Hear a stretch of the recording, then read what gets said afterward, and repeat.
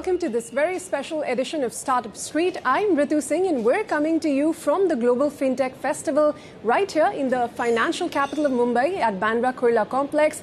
It is where the movers and shakers of the global fintech ecosystem have converged under one roof for 3 action-packed days. We're going to get you all of the action over the next few days, but today let's start with our first guest, who is Amrish Rao of Pine Labs. Pine Labs, of course, a fintech major that has been in the news for filing one of the most anticipated fintech IPOs of the year. The company is looking to raise about 2,600 crores through a fresh issue and will also have an offer for sale of another 147.8 million shares. That aside, the company also recently swung into profitability and has announced a whole host of products at this conclave. So without any ado, let me welcome our guest, Amrish Rao, the founder of Pine Labs. Amrish, thanks very much for your time here today. You know, every year at the start of the festival, we look forward to your tweet. This time, I saw you said something about how the change has been from chauffeured cars. Founders are probably going to arrive in, metro rails. Apart from that, what are the big changes you've seen since last year? What are you looking forward to this time around? Look, I think over the last few years, the ecosystem has matured significantly. One thing which I'm going to say is that there are more transactions happening through fintech apps and fintech products today than what's happening on banking rails and all banking apps there in the country. What that shows us that the ecosystem is absolutely buzzing. Consumers are accepting fintech, and that's just a great sign. I think the other very interesting thing is on the backs of what the government is doing and also what NPCI and maybe a little bit what we founders are doing is also our fintech is now going global. So if you see where UPI has started to go global, that's a very significant play. Second piece to it is that the theme for this fintech, the way we kept it is we kept it around AI, and we really wanted to explore what AI is going to bring to the fintech space. So there's a lot happening out there, and quite excited with the buzz. Well, one of the themes you talked about is this global expansion, and for Pine Labs, that's been an important area of focus, after Southeast Asia, West Asia. Where are you looking to tap into, and, what are the fastest growing regions for you? Look, I'm not allowed to talk about Pine Labs specific, but what I can talk about what's happening with fintech. Fintech in general is going after a really big opportunity right now. So if you look at the complete extreme end of it is where stable coins in the US, which is nothing else but surrogate currency, is making payments a lot more quicker in markets like US, where generally payment systems have been slower. On the other end of it, when you look at an opportunity in Africa, Africa is really all about making payment system cheaper and giving access to consumers into the deep pockets of the country. We're getting to see the same similarly in Southeast Asia, which has got large geographies, well spread out markets, and still consumers want access to payments. I think what some of the solutions which got developed in India are very relevant in those markets, and I think that's the big opportunity. Well, that is a big opportunity, and perhaps we'll hear more from you. I know you can't give forward-looking statements, but the fact that you've recently just swung into profit after many, many years, what we want to understand is where the next growth drivers will come from. Is this going to be a sustainable trajectory, or is this, this sort of a push to become profitable just before you have to go public? Again, I have no clue what you're talking about. I have no clue about this company called Pine Labs. I come here as a committee member of the organizing board here. What are the growth drivers for a company like Pine Labs? See, look, I think in general in the fintech space, growth drivers always has to be around how to make commerce a lot more easier for businesses. See, what drives our ecosystem is financial institutions, you have enterprises and businesses, and then you have consumers. And one thing which has become very clear is consumers want faster payments, merchants want to be able to receive money really, really quickly using all the possible form factors. And then there are financial institutions which have today become warehouses of money. And what they are saying is if we can move the payment systems faster, we can continue in our role in money management. So how do we partner with fintechs? So really coming up with solutions for all of these 3 stakeholders is what every one of these companies are doing in the fintech space. Especially when you can't make money on your core payments with zero MDR. I guess you have to look for diversification streams. Of course, absolutely. See, one of the things that you need to remember is there are 2 parts to the word fintech. There is fin, which is financial services. Other, there is technology. Now, there are businesses which are saying, I want to be financial services of fintech. Then there are other companies like us which say that we are the tech of fintech. And I think there is money to be made once you really zone in terms of what's your strength and where do you want to build your company in. Well, let me address the elephant in the room and you can answer as you feel. But we understand the IPO for Pine Labs is set to open by the next month. If you could give us any sense on the timeline and the valuation that's being touted in the market, $4 to $6 billion. I mean, you think markets are mature to give that kind of a valuation in line with what you've been getting in the private space? No, far from me to make any comments about any valuations, any numbers, any dates. Absolutely have no clue to it. I've said this before on CNBC. See, one of the things what happens is when it comes to milestone events in a company's journey, these milestone events really requires the stars to line up. And for everything to come together, there are too many moving parts and one really just can't predict what happens out there. So far from it that I'm going to get into any sorts of prediction. What I do know is our Indian fintech ecosystem is absolutely buzzing, and the kind of products that we are generating here in the Indian fintech ecosystem are world class. And we should really be proud of how the government, the regulator, and the founders have come together to deliver a really buzzing ecosystem. But just to come back to the maturity of the market and the public markets to accept a fintech, especially the loss-making ones, for instance, you've just turned profitable. But what are the lessons that you see from the likes of Paytm, from the likes of MobiKwik going public? I actually haven't tracked them very well, to be honest. I really haven't tracked both those companies. Before the reverse flipping? No, I haven't tracked them at all. What I have tracked in general is about the products. See, look, it's a very simple world that we live in. If you create products which deliver value to consumers and deliver value to merchants, you will be able to monetize it. And may that be a Paytm or may that be a PhonePe or anybody out there. And I do believe that there are products in the ecosystem which are providing convenience to merchants. I mean, let me just look at the point around DBT, the number of transactions which are being driven today by the DBT programs is just changing lives in the country. And in a way, you feel proud of the fact that the fintech ecosystem has contributed to the upliftment of the people in rural markets. Okay, so is there any number you could share with us in terms of the growth you're seeing, even if your transaction volumes or any sort of indication on what the highlight for Pine Labs for 2026 is going to be? No, again, I'm sorry, that's not something which I'll be able to address. What shall we look forward to from Pine Labs in the coming year? Look, I think what is very clear is Pine Labs over many years has been a tech company, and you will see great products coming out. But beyond that, I wouldn't be able to talk about it. I mean, look, I think it's a fair point. You say the nice things, you got to say the risks. I think it's better you don't speak anything about it. You talk about the Global Fintech Festival. Well, let me address one last risk before we close this conversation, and that has been the regulatory headwinds. A lot of fintechs have been talking about over the last few, many GFFs here. We've had this conversation. A lot more has changed since the last 1 year that we spoke. Tightening, payment aggregator rules that have come out, BNPL, digital lending guidelines. What, to your mind, have been some of the most seminal changes, and which have been the most disruptive? I personally sit in the camp that everything what the regulator has done has been in line with what the regulator has been saying for many years. And what the regulator has been clearly saying is that the consumer needs to get protected.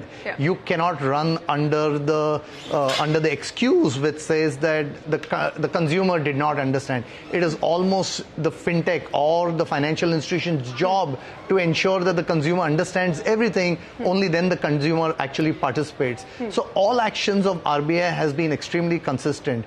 And if you ask anybody out there who's been in the fintech ecosystem for such a long time, they're going to agree that what the regulator has done has made the ecosystem a lot more safer. You've got to remember, this is a country where fintech transactions are constantly growing.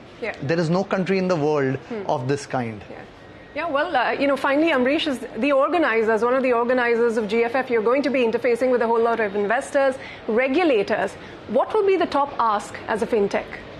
Look, I want to make a very interesting comment. This is the second time in a row our Honorable Prime Minister Modi ji is going to grace the Fintech event. There are other industries. He said the next time he would come would be in another 5 years. Exactly, and he turned up next year. Look, there are many industries which requires Bollywood to come in and promote those industries. In our case, the Prime Minister himself has been promoting Fintech. That's a great thing for us, right?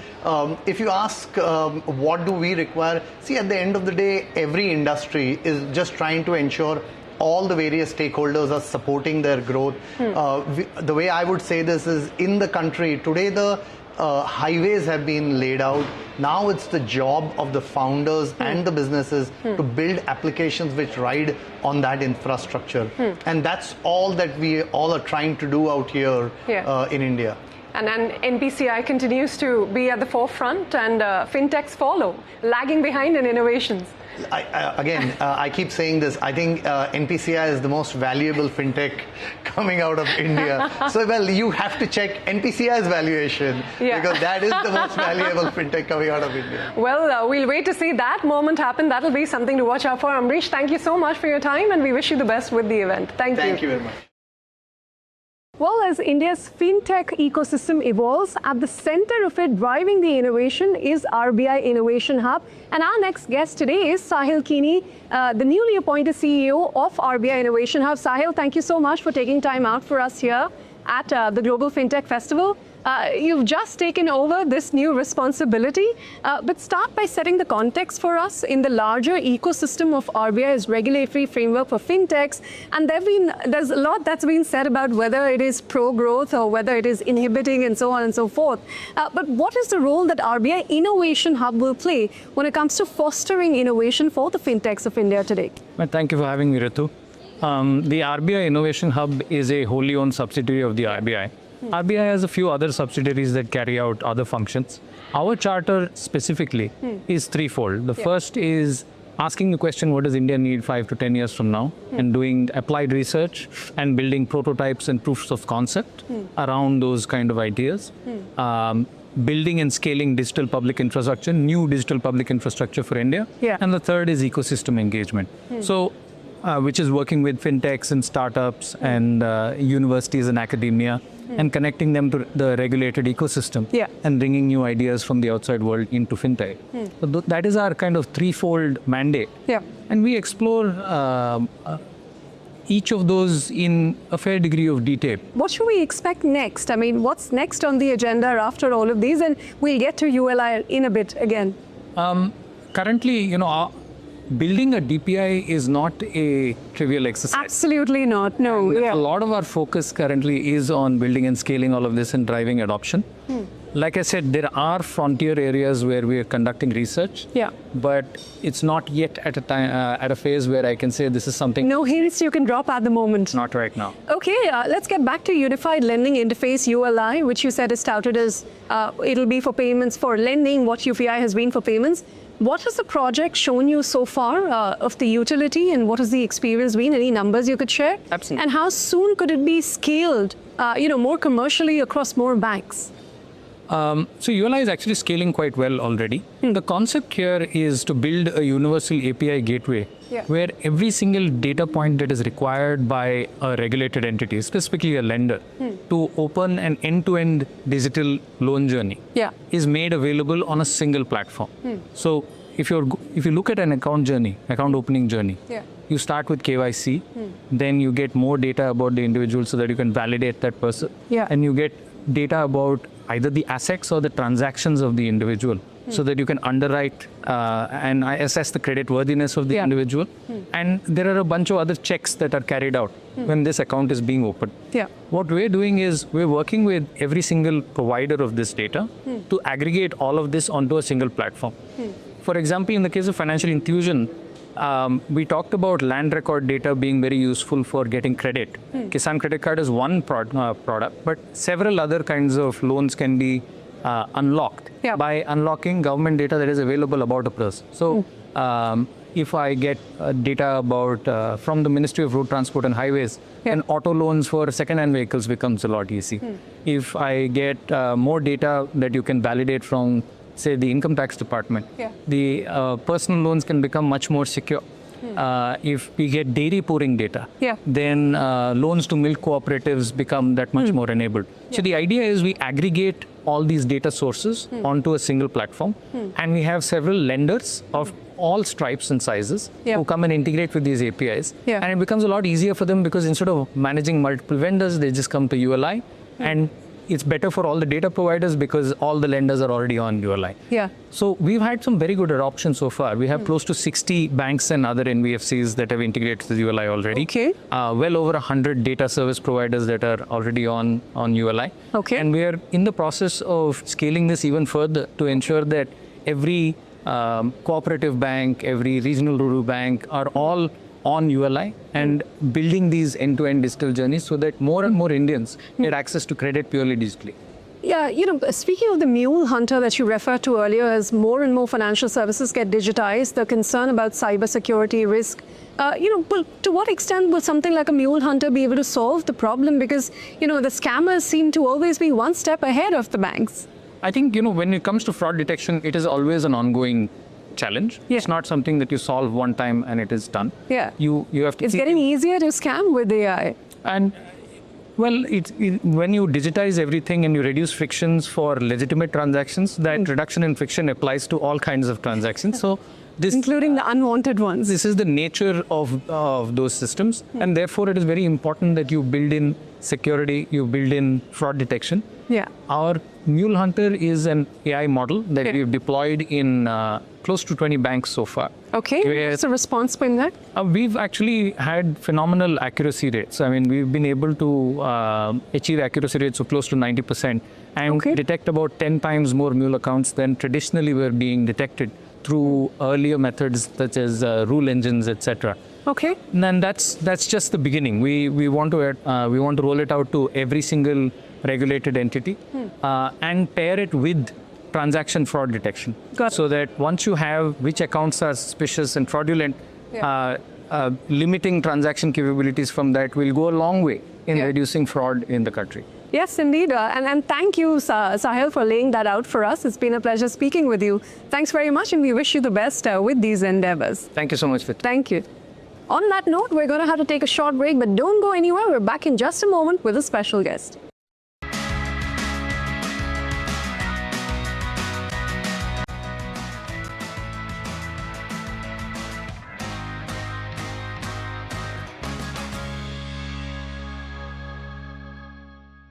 Welcome back. You're tuned into Startup Street, the special edition coming to you from the Global Fintech Festival.